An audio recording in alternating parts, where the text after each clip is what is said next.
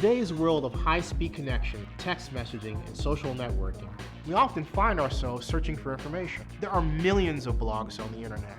News, sports, politics, and tech. But I bring it all together for you and present it in a relentlessly unconventional fashion. My name is Zenny Abraham, and this is the Blog Report.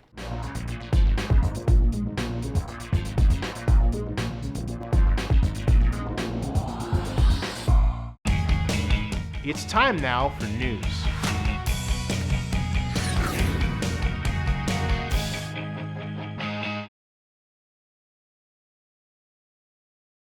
Hey everyone, I just returned from Comic-Con 2012 where I had a great time, met great people, and got a lot of great interviews, including this one. You're about to meet Casper Van Dien, Shinji Aramaki, Ed Neumeyer, and Tony Ishizuka.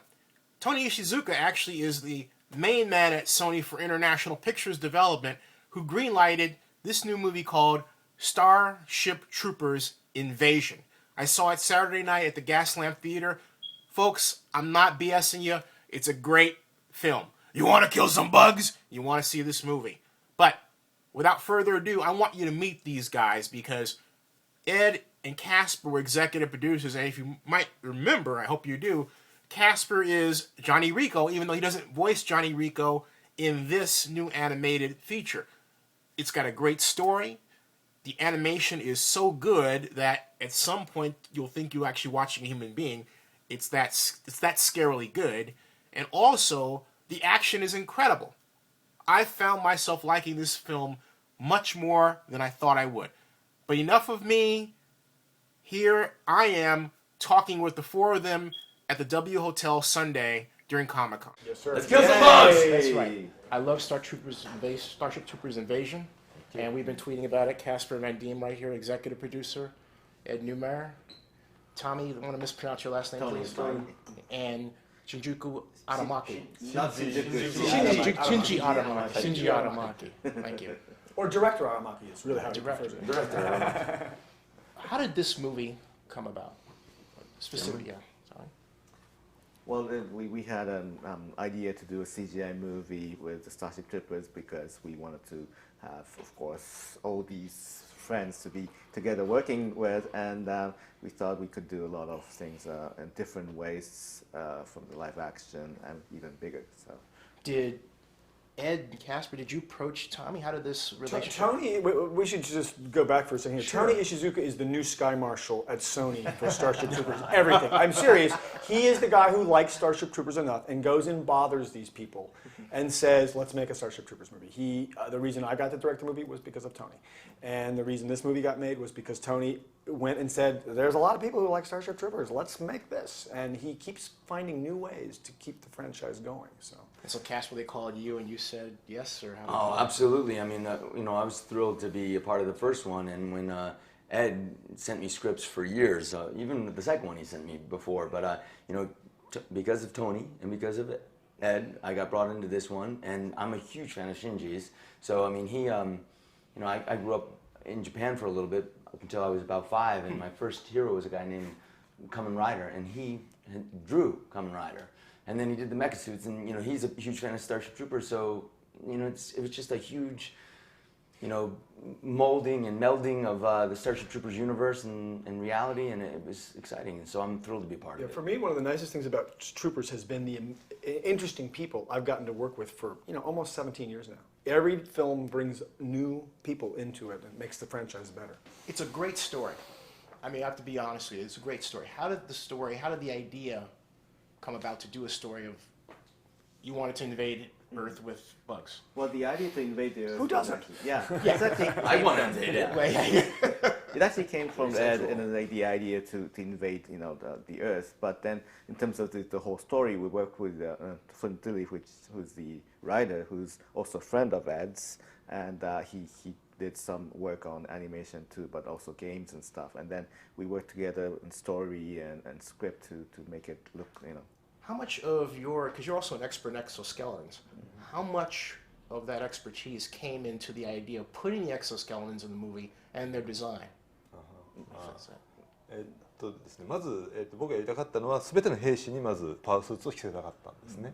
でそれがまず、原作に対するリスペクトであって、ただその全ての人に、全ての兵士がつけているスーツっていうのはやっぱりすごい一般的な装備なので、それほど派手ではない、ヒーロイックではないので、それでは多分スターシップのパート3で出てきたマローダーを見てしまった人にはちょっと物足りないかもしれないということで、さらに、そのプラスアルファでパワースーツをつけるさらにエクゾスケルトンをデザインして、最後にちょっと派手なものも用意して、いろんな人が特に1から3まで、特に1ですね、1の映画のファンの人にもみんな満足してもらえるように努力しました。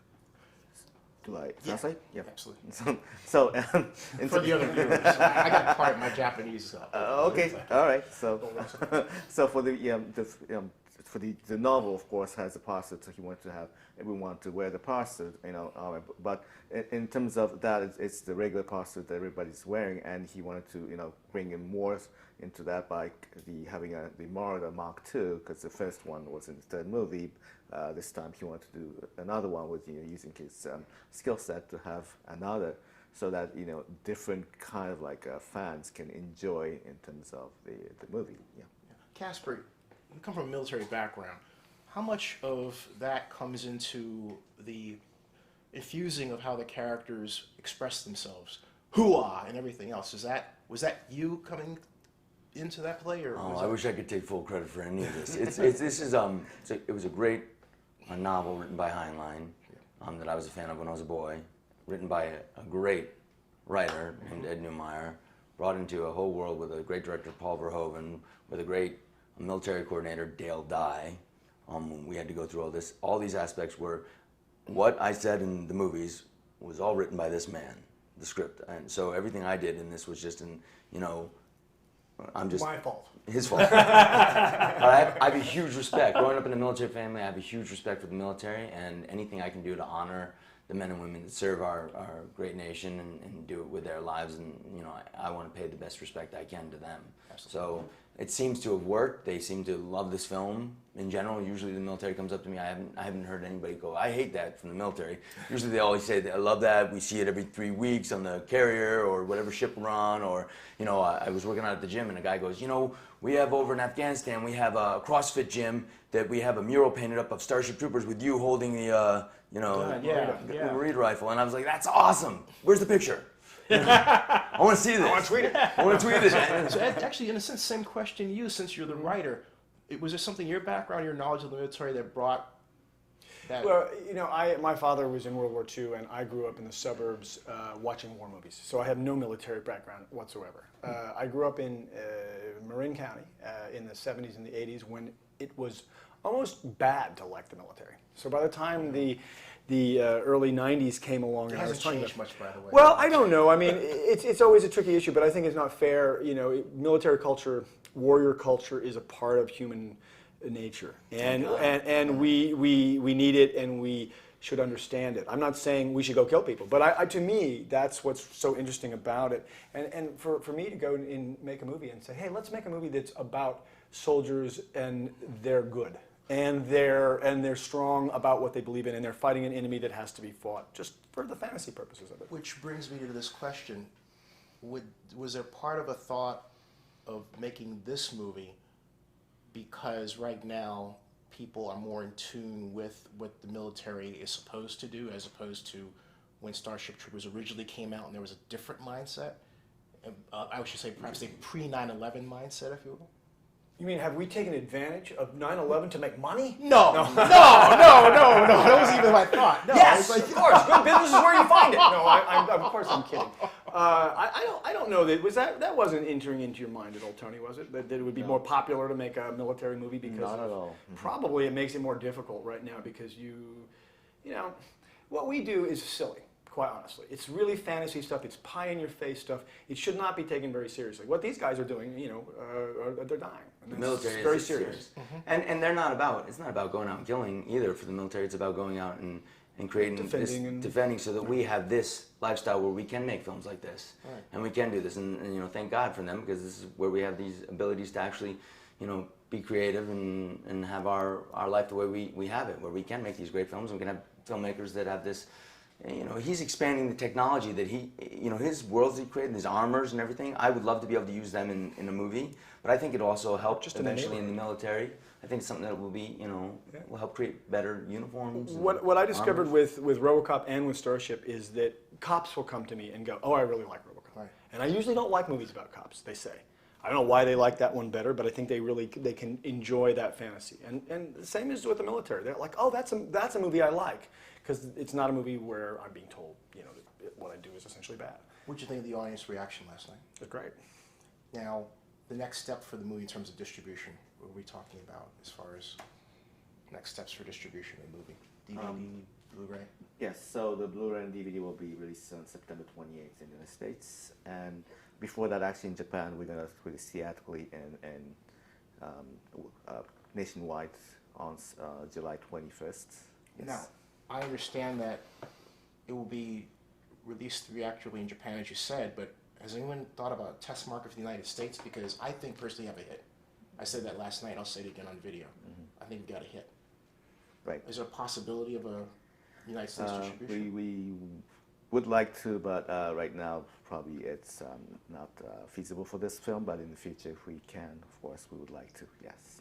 Now, as far as the deleted scenes, which is going to be released on the DVD version, is there a sex scene that you didn't put in there?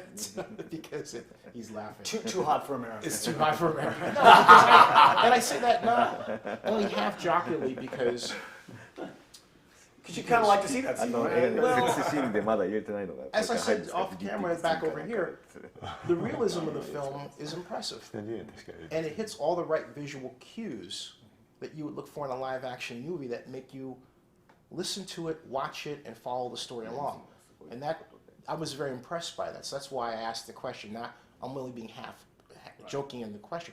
But how hard is it to both write and direct a film like that? Because I was watching, I was thinking about the lighting and how great it was, and it occurred to me, wait a minute, if you had to change something in the lighting, how long did that take? Or did it come out exactly right? How many changes did you have to make in the film to get it the way you wanted to? やりたいようにそのライティングをいっぱい変えたじゃないですか。本当に大変だと思うんですけど、実際にそのうまくいったのどのくらい大変だったんですか。そうですね。時間は非常に制作期間がタイトだったので、その中でどういうふうにうまく最高の効率で作っていくかっていうのは非常に苦心したところですね。ただダイアログに関してはやっぱり例えばモーションキャプチャーの現場で、僕が完全に英語が分かるわけではないので、例えば面白いセリフのシーンでは周りの英語が分かる人たちが一番受けてるショットを OK テイクにしたりとか、そういうことはやりましたね。であとダイアログはその ADR のディレクターを最初からキャプチャーの時からずっとつけて、そのダイアログのテンポとかそういったそのニュアンスみたいなことを僕らに分からないところをすごく気をつけてもらって、なんていうかな、アメリカ人のファンの方が違和感ないようなテンションになるようにっていうのはすごく気をつけました。Do you need translation? It's not about me, it's about the viewers. So Okay, right. So, of course, the production period was not long, so it was a pretty tight schedule. So he had to really struggle for that. But in terms of the scene, it's more of a he struggles more toward not the visual part, but more the audio part, in the sense that you have the motion capture actors doing things, and he had to guess which scene's funny for the American audiences. In so you have a multicultural. Right. Yeah. And in terms of the dialogues too, like when he's the American writer's dead, he had to rely on the different folks instead of How much of interplay and dialogue did Ed, you and Casper have in terms of discussing with the writer and Tom Avery, there's the feel of the movie, because as executive producers, I'm sure that you wanted to make sure that the feel of Starship Troopers was maintained. Well, I'm not as worried with Tony there because he really gets it, and so I have great faith in that. But I did talk with Flint, quite a bit at the beginning when he was writing it, and he actually read me the entire script I was driving down the 5 freeway, and he read it to me out loud. which was actually good. And I was able to say, okay, yeah, I like that, or oh, you know, think about this. But my sense was that again, you really have to let creative people bring what they bring. And I trusted Flint. I knew him. I've known him. I mean, I'm a godfather to his son. And I knew his work from Appleseed was going to be great, and I'm very confident with Tony's handling of the franchise. So I didn't have any worries about it at all. And these words I've been speaking for 16 years now. So for me, to see it. Well, come on, you want to suit up now, don't you? I do want to suit up. Yeah, I always come on, want to man. suit up, man. I'm always ready Bring to go. it.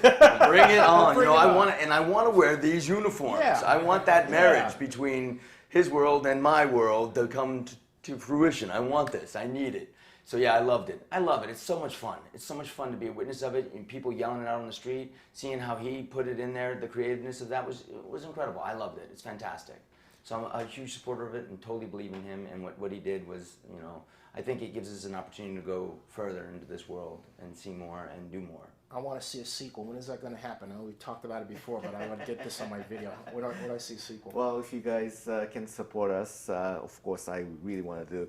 He wants to do. They want to do, and please support this so that we can continue on. And if you guys want to tell Walmart you like the movie. Yeah, definitely. And tell us what you guys want too, so that we can make a movie that you guys like. Excellent. Excellent. Thank you. Thank you very much. Thank you. Thank you. Thank you. Cool.